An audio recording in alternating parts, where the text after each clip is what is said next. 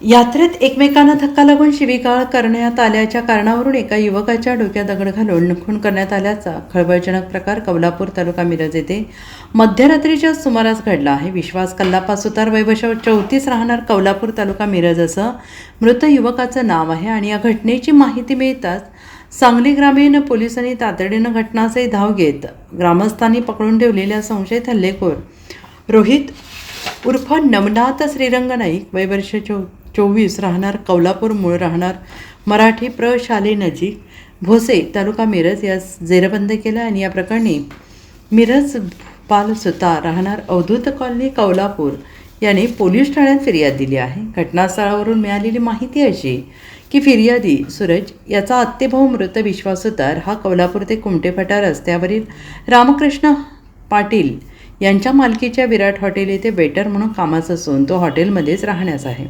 त्याची आई बेडसर असून ती मिरज तालुक्यातील भोसे येथे राहते. सध्या कौलापूरला सिद्धेश्वर यात्रा सुरू आहे. त्यानिमित्ताने गावात तमाशाचे नियोजन करण्यात आले होते. यात्रा असल्यामुळे गावात रात्री उशिरापर्यंत गर्दी आहे.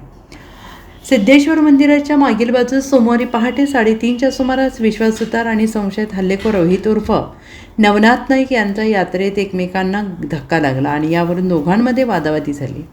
यावेळी विश्वास याने रोहित याला शिवीगाळ केली. त्यामुळे राग आल्याने रोहित याने विश्वासाला ढकलून दिले.